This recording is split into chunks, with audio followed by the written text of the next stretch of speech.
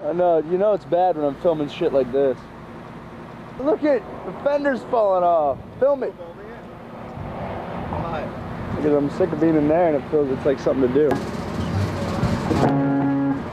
My pants are falling off. This is the Used, and this song's called The Taste of Ink.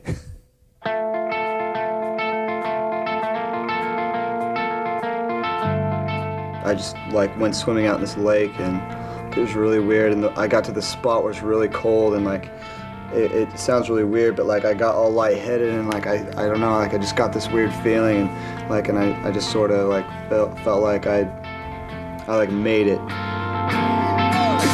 Can you even hear me standing with your spotlight on me? Not enough to feed the hungry. I'm tired and I fell for a while now in this sea of lonely. Taste of ink is getting old. It's 4 o'clock in the f***ing morning. Each day gets more every night. The last day shine.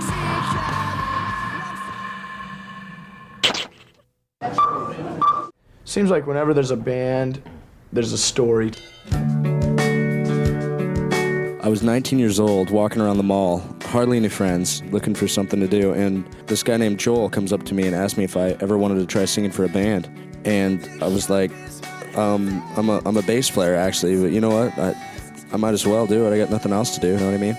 And Brandon, our drummer, was actually playing drums for that band at the time too. And we met him and he had like dreadlocks down to his ass, and he was just kind of this like hippie kid that got along with everyone. And then that was when we hooked up with Quinn also. He was so young at the time. I think he was only like 15 years old or something.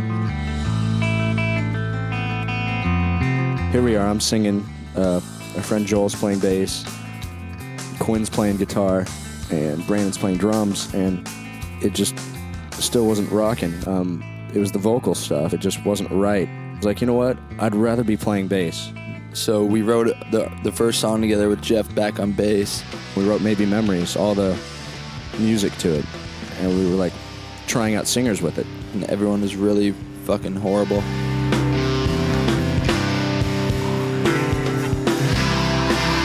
We went through about 50 singers trying to find someone, and we would hang a microphone over the clothesline in the closet of Jeff's house, and we would have singers come over and actually sing to some of the music we've been writing. Quinn remembered Bert from his bands, and so we decided to give him a call. I had heard that Brandon, Jeff, and Quinn were looking for a singer. I was going to call them on a Sunday, I remember, and that night I got a call from Brandon. Oh my God, he's talking to Bert. Oh my God, he's talking to Bert. He came out, checked out our songs, and liked it. We all hung out, and then we had him write to Maybe Memories. And then I took it home and wrote the lyrics and the melody to the song. Bert came down the next day and recorded like the demo version of Maybe Memories. When Bert came in, he just completely blew us away, and it fits so good. And I think it was just magic. It just fit. It was just perfect. It was like everything we were missing, everything we needed. Quinn ended up giving me a ride up to my parents' house. It was a beautiful night. I remember the moon was out, and there was something different about this person that I'd met, and I knew that we were going to write beautifully together. We made a tape, and I remember driving around just day and night listening to that tape, and just driving up into the mountains, up above our valley. It was really amazing to hang out with guys that were just so laid back and wanted to be in a band on the road so badly, as bad as I had wanted. I was just coming out of a crazy, crazy time in my life. I was using a lot of drugs at the time. I got in some trouble. I went to jail and staying in like a garage and staying up for days and days and days. And that's just like how things were at the time. I give a fuck less about music. And then, finally when I realized that music was the only thing that really mattered to me, that's when I hooked up with these guys.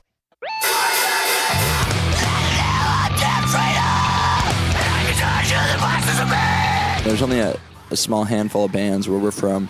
It's a real conservative area, and you know, you don't really have anywhere to play. We can't play shows. It's just not going to happen. Let's just write and see what happens. We didn't really have anything, you know. All we had was the band. We didn't have money. We didn't have, you know, a lot of friends. We just kind of had the music, and we kind of had this dream. Bert lived with me, and we shared a bedroom at my parents' house, and we both, like, neither of us had jobs, and so we'd like wake up and we'd hitch a ride over to Brandon's house. And I opened boxes at a department store.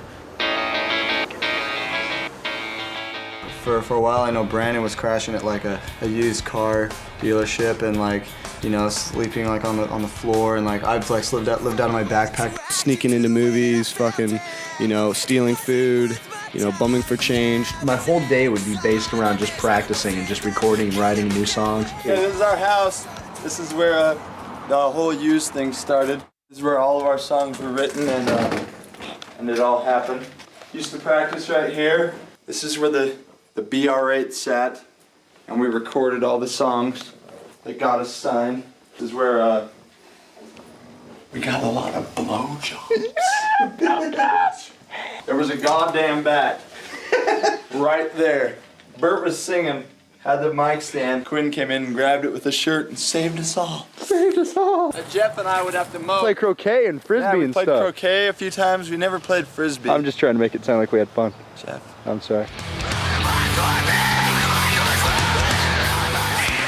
Like, things happened the way they were supposed to happen. Like, this band got started when it was supposed to get started, and it's just like the right place at the right time, maybe, but I think that a lot of these things happen for a reason.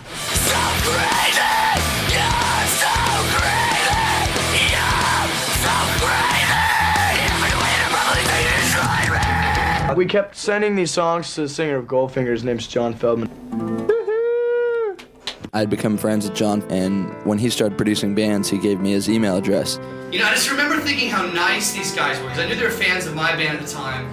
When we had like 2 songs done, we emailed him. But in my mind, I didn't really think that anything was going to come of that. The first time I heard Box Full of Sharp Objects, it sent me an MP3, right? And I mean, it was like maybe a 4-track, maybe even a Ghetto Blaster record, just kind of playing the song. I mean, really just raw. He sent us an email that said, "Send more, I like it." We're like, "What?" So like, wow, okay. So we sent him a whole bunch, and he's like, I really like these songs, you guys. I knew this band had something that nobody else had, you know? And in my heart, I mean, I played it for people, and not everyone got it because it was so raw, but I just knew that this band could just change what's going on with music, you know? And that's what I want to do. I want to work with bands that can change the world. The next morning, he called me from Norway, and it was like 6 in the morning, and he's just like, "Dude, I just got these songs. They're fucking great." And we were freaking out. I called Quinn and like woke him up. I remember getting that call at 6 o'clock in the morning, and he was crying. I'm like, okay, something happened. Something definitely happened. I'm like, dude, what's going on? He wrote us back the next day and told us he was going to take us out on tour with Goldfinger for a little bit. He was going to fly us out to LA and record a demo for us. We were all kind of out of our minds at that point. I remember Quinn coming in and just freaking out like I thought someone had died or something. We were like, holy shit, like, what? Like, this can't be happening. We were so excited, you know, because that was the biggest thing that had happened to anybody in our hometown, you know. No bands have broken from there at all.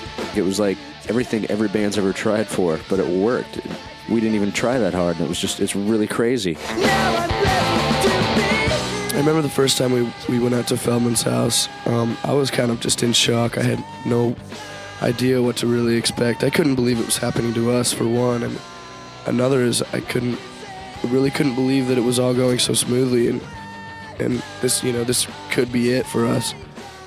Seeing these guys coming out of this town, never leaving like Orm, never leaving, you know, the state of Utah, and coming to California for the first time, and being so humble and so grateful that they have a shot at making their dreams come true. You know, that kind of stuff I don't see a lot living in LA, and especially a lot of the bands I've worked with, it's just take it for granted. These guys never took it for granted. The first time we went out to LA to record the demo, it was Halloween night, and we all got crazy. Yeah, Jeff could have. It was just like a world that I wasn't a part of, and I wanted to be a part of so bad, you know, and I just couldn't imagine how it really felt to be where he was, you know. I couldn't really even put myself in his shoes. Feldman is just willing to try anything, and that's honestly how he is. He's amazing, and he knows exactly what he's doing. They never once said, I'm not going to try this. They were always so willing to try anything, you know? And I mean, I'm going to throw any ideas at him. John's got some good ideas for some noise stuff. Every new idea, from bringing out a dildo for some noise in one song or bringing out a leaf blower, you know. We're fucking bringing in blenders and drills and a dildo, and it's on Maybe Memories, like the beginning of Maybe Memories is like this feedback with this dildo on the pickup, just like humming against it, like. John Feldman is the most amazing person that I've met in such a long time. He just really gets it. He really understands music, and he realized that this really was all we wanted and all we ever dreamed of. And these weren't just words. We stayed up all night. We drove up the coast to Zuma Beach, just listening to it over and over, like full volume in my car. We all went in the ocean and just like stayed up at like 6 in the morning. So we were just like, we knew we had something really special. The first person I played it for didn't get it. And it was so discouraging because I knew that this was unheard music, you know? And then, you know, all of a sudden it was on. Paul and I went to John's house, we heard the songs, we were fucking blown away by the songs, and hung out with the band. They're you know, they look like rock stars, but they also were like the most down-to-earth, coolest guys in the world. Yeah. Paul Gomez actually called me on the phone one day and said, hey dude, you know, you got to check this out. Something I think it's right in your zone. I think you're really going to dig this. And basically, he played me over the cell phone in his car, like 3 songs. And it was immediate, like I'm all, dude, how do we get him in here? All of a sudden someone else got the CD, and it was just like, all of a sudden there was like, you know, 5 or 6 record labels, and we're doing all these showcases. And then the next thing we knew, it was just like a whirlwind. We had all these labels that wanted to sign us. It was like this big, huge hype got started somehow, and like people talking about the Used. And I just see Bert walking, the president, the owners of these record labels, throwing up at their fucking feet. Jeff proceeded to take his shoes off and rifle them at the A&R people. One of the guys said, when you go to see a band, you get hit with a shoe, they bleed and throw up. I don't think I've ever been to see I'm in. I'm in. And I'm just like, this is it. This is no one could ask for anything. Anyone that works in music as an engineer, producer, couldn't ask for anything more than this. It was undeniable. It was like, these things are not hard for me. The decisions, you know, to sign something, it's like, it moves me or it doesn't, and this one absolutely moved me. It sounded very compelling. And it wasn't about money or the deal or anything else. It was about, number one, kids hearing the music and having enough money to feed themselves. To be able to eat. To be able to eat. I mean, they didn't have money to eat.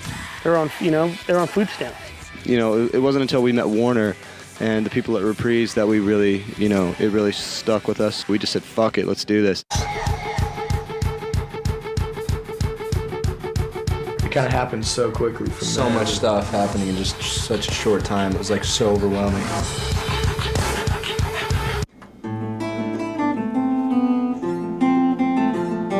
We started the record and we were doing it all in John Feldman's house in Marina Del Rey, California. And it was awesome. We were having so much fun. And we did the whole record in like 6 weeks or something, I think. You know, our real lives are on that CD. That are, you know, it's there. Like, I mean, that's our lives, and it's not like this big joke.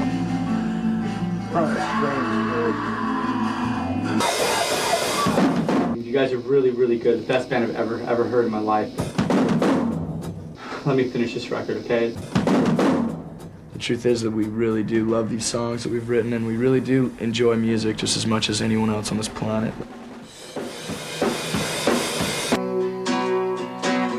It was so unbelievable to see how these guys work together, you know? John was really great at bringing out the best in each one of them, and he really knows the strengths of the band and how to bring them out. They were really willing to let us do what we wanted to do on our record and make the kind of record that we wanted to make. Every guy in the band would just sit in the room, no matter what was going on. Like when Brandon was tracking drums, the rest of the guys would just be on the floor, just supporting him for every fill, every hit. You know, same with Bert. Bert would be singing, and you know, Bert's screaming like a garbage can by the microphone because he's gonna throw up because he's screaming so fucking hard, and all the guys in the room are just there, just cheering him on, and that shit just doesn't happen.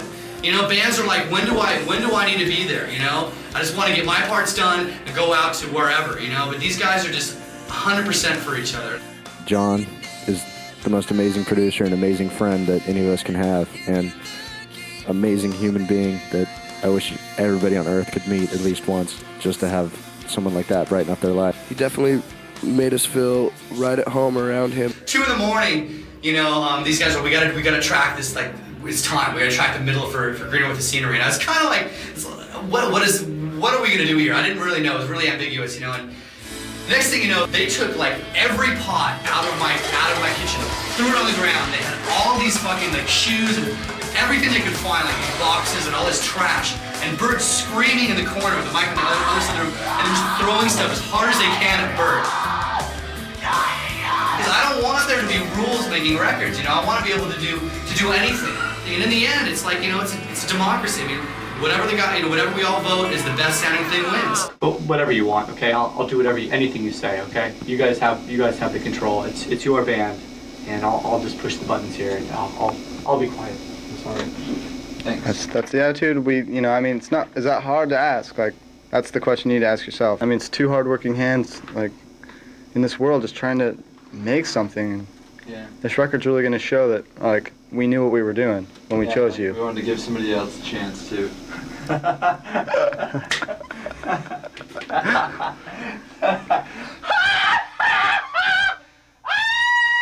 John says, let's go into the car and listen to what we've done so far. So they turn it on really loud, and it was the first time I was hearing stuff from the record, you know, rough mixed. And it was like amazing. I literally remember I screamed in the car. I was like, this is just it's unbelievable. I'm so shocked. I'm not shocked, you know, but I am shocked. This stuff is really, really good. While we were recording the record, there just became a point where our producer, John Feldman, was kind of wanting to get out of Los Angeles, more or less to take a break originally.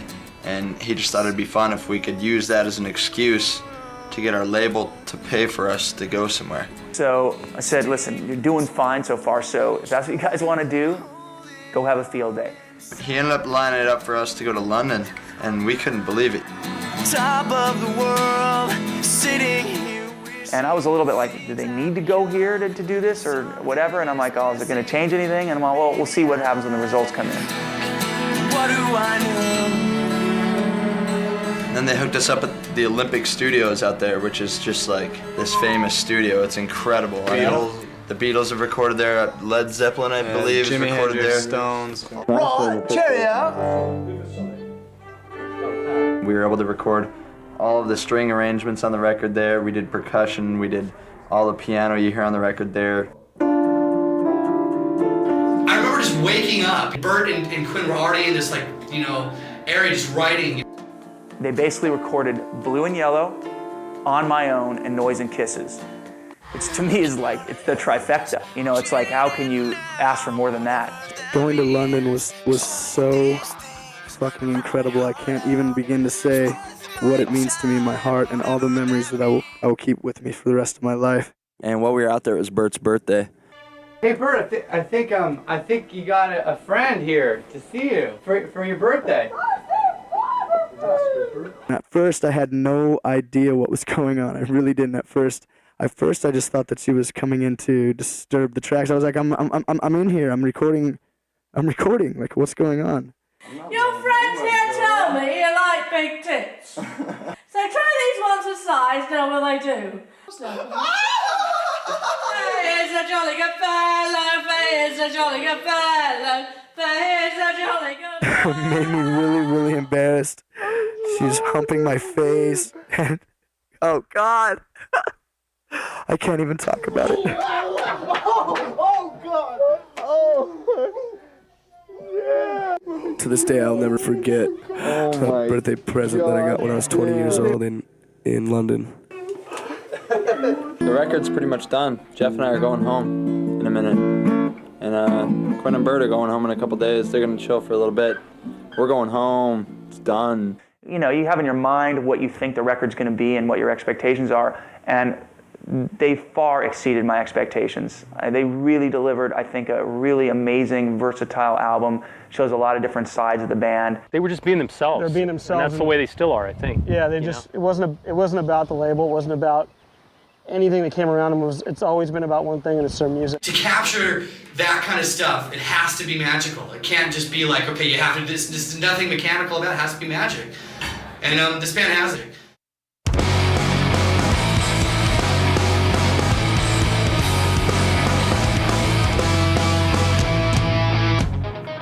Our first video was for a box full of sharp objects, and that one was kind of like not a real video. We didn't go to a video shoot. John Feldman just put it all together on his handheld, and it was a bunch of shots of us live and kind of just goofing off, which is really cool, and it just kind of came out that way.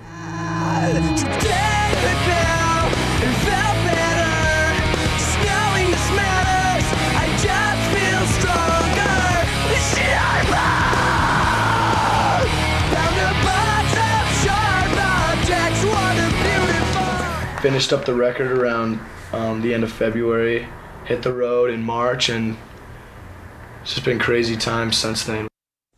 Yesterday we were stranded because our car blew up.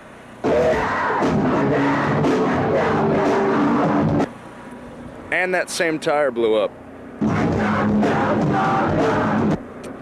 Today we're stranded because the tire blew up.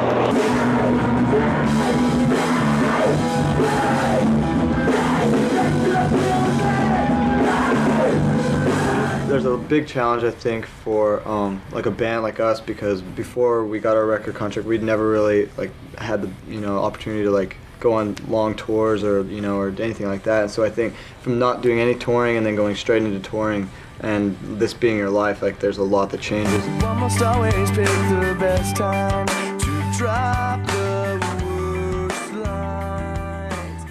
I think just kind of trying to maintain a balance, some days I wake up and I feel like I'm in unfamiliar territory and it freaks me out, but and then the next day I wake up in unfamiliar territory and I'm just so stoked to be out of my house.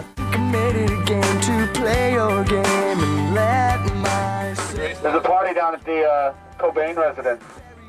Bring a needle, I got the gun. Oh my god, fucking badass. I guess it's okay, I took the day away. I guess it's better you trapped yourself in your own way.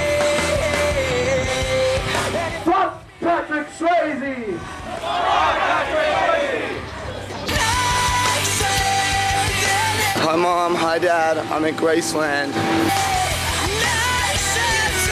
Okay, we're at the lovely Warped Tour. It's time out right now. Let's see, it's closing time. Anyways, we've been on the tour for about this long, and we sleep there. So we went from Warped Tour straight over to Ozfest and then kept touring. Welcome to the Used on Tour. There's Quinn, he just ate. So you want some smoke? There's Brandon doing what he does. And Bert, trying to keep the fuck out of his business. Get the fuck out of me. Bam! This band is really one of those bands that's a total band. They have a great lead singer. They also have a great, lead guitar player, lead bassist, lead drummer. They're all in their own right, really good musicians. I'm trying to sell CDs. Here's one of my CDs. Have you ever heard this, guys? No. Listen to it, it's awesome. And then when we decided to do a real video, we kind of came up with the concept ourselves. Everyone had their own idea what the video should look like. It was really weird for me because it was our very first time on a video shoot and dealing with the director or dealing with extras. It's really fun.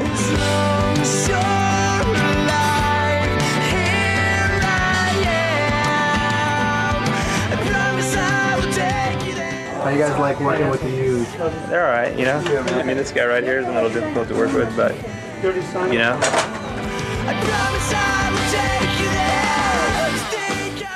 And the Malloys were great, man, for the Taste of Ink. They had us busting our asses all day long. We just did performance shots all day long, I think for like 8 hours of jumping up and down. We got a show tomorrow. Yeah, we show it tomorrow, man. Today. Oh wait, today? How many hours is that? A couple hours. Yeah. 3 hours, 5 hours? 5 hours? We gotta go That's play my drums on stage. That's hardcore, and they have to fly too.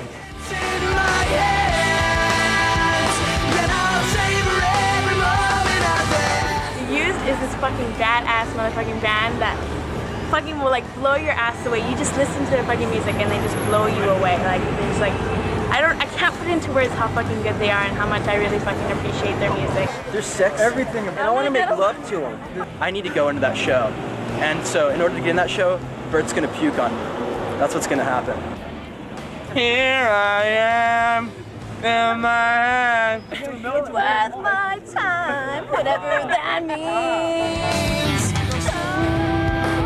Stand with me, 'cause I need it right now. Let me see your insides. Light me up, 'cause I'd rather stop now if you won't open up. They're real kids. There's no like air or anything about them. They're themselves, and I think that translates in their music and in their personality and in their live show. And I think that's why they, so many people have gravitated towards them is because they're just real human beings.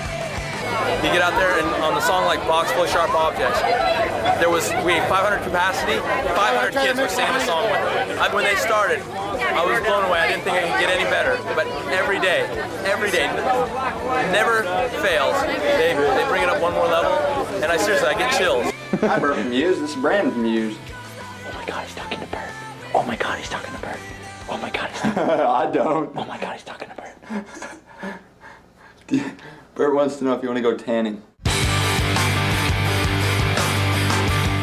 The next video we shot for Buried Myself Alive was a lot different because we had the directors come up with the concept themselves. We had like bunch of ideas, but none of them were completely right. That was the thing. And then we saw them live, and then it all came together. Because these guys are just, they absolutely kick ass.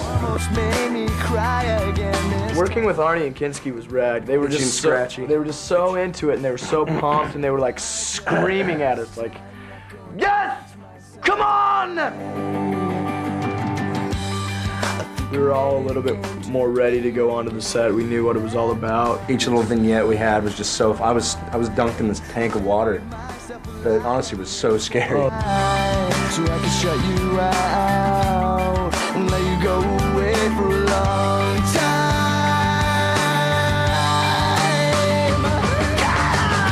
I guess it's okay if you. Hey everybody, it's Loveline. Bert and Brandon are here from the Used, and it's refreshing to see a guy who's under 60 named Bert. You don't have to hold it to the mic, actually. It'd be good if you hit it onto the mic. I actually peed all over my pants today during this photo shoot. Thanks, Every moment of this, so here we are, we're in Japan, and I'll savor every moment of this. When I was in Japan with them, Bert was, came off stage and he was virtually emaciated, just done, and the crowd went crazy and they drug him off the floor and he went back on like he was fresh.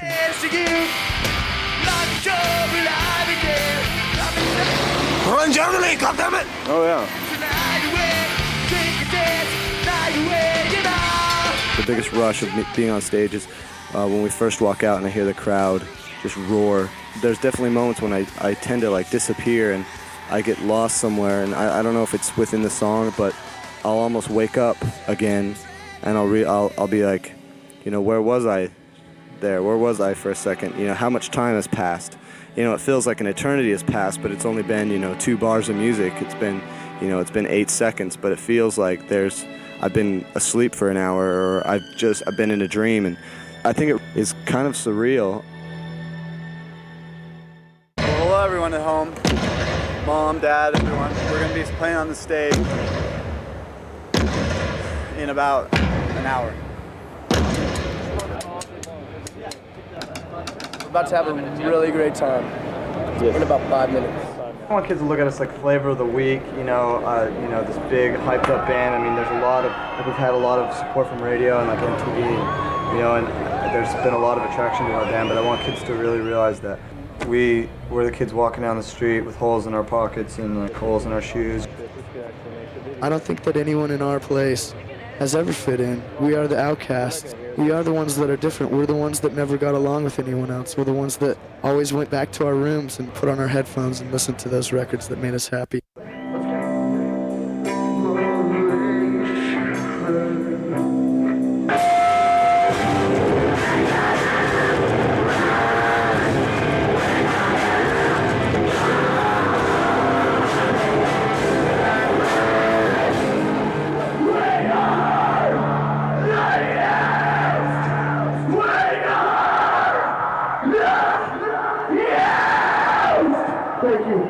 That's the best moment of my life. Awesome. We went to Star Wars, but I was there. You just played this whole big stadium. What are you gonna do next? Get on a fucking airplane. Our band's really grown a lot on the road and matured and gotten stronger and tighter as friends and family, and it's been really good for us. We've had a good time. We're gonna go eat, man. We're fucking starving, so. I have to say this band's amazing, and I would do anything for these guys. Anything these guys needed, I'd be there for. I work with them as an A&R person and as a businessman, but I go out there and watch that band play, and every single time I have the best time. It's a blast. I'm just a huge fan of what they do. I basically got into them before all the hype and stuff because my sisters got me into them. Same here. They've been like one of my favorite bands ever since I heard Boxing Shop Projects.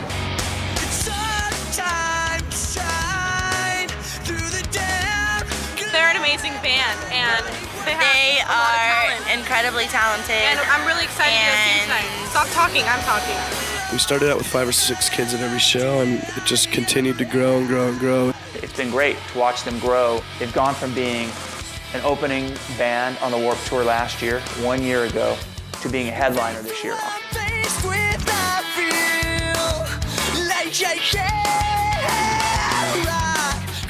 These kids will sign every last autograph. They'll see every last fan. I've never worked with a band that gave so much of a shit about their fans and basically cared about every single person that cared about them and their music, and it's refreshing.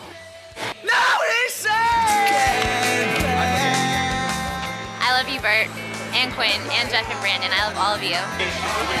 They seem more real than all the rest of the bands, so I like them more, because all the rest of the bands kind of suck out there, Their fans are very dedicated, they sing along to all the words. It's really awesome to watch. Not enough to feed the hungry. I'm tired and I felt it for a while now. This sea of lonely, the taste of pink is getting old. It's 4 o'clock in the fucking morning. Each day gets more random like the last day. Still I can see it coming.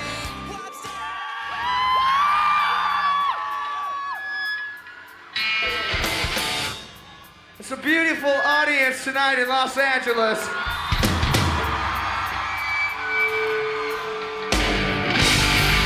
Now that I'm out here, now that I'm playing a show almost every day, it's really so much more fun than I ever could have imagined. I mean, don't ever let anyone tell you that it's not all fun and games, because it really is.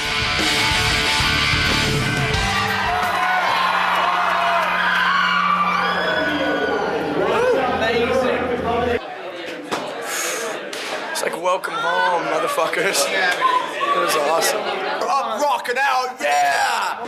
It was great. It was a fun show. Just a bass player. Just a bass player. Probably going to finish touring in September, October of this year, and they're gonna start writing and recording their new record before the end of the year. And 2004, the next Used record will come out, so it's gonna fucking rip. I mean, I'm out there. I'm gonna support these guys till I die. Dude, you made this a year ago now. Goodbye to you! Goodbye to you! I'm taking up my time. Goodbye to you! Goodbye to you! To be here now and to see what's happened, to see where all the places that we've been and things that we've gone through, it really makes me proud of some of the things that I've really stuck to. I can't really begin to express how grateful I am that I met these guys when I did, and that we have just really pushed it and worked hard to be the band that we are now. And there's a lot of great things yet to come from this band, I'm sure of it.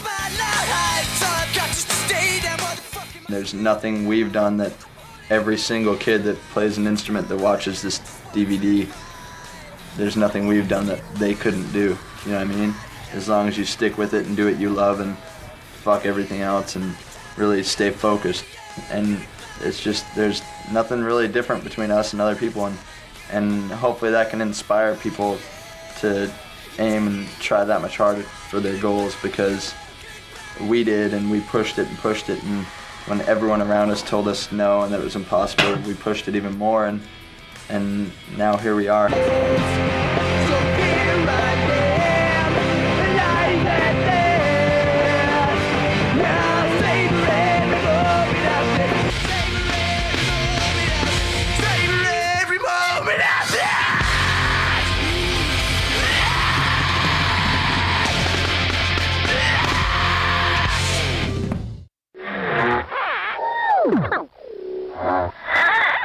Coolest fucking thing we've ever seen. No, thank you though. Thank you. Say thank you. Thank you, dude.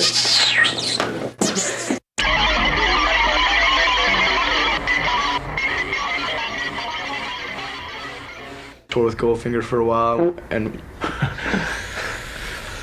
your hair smells so good. I'm high as fuck now.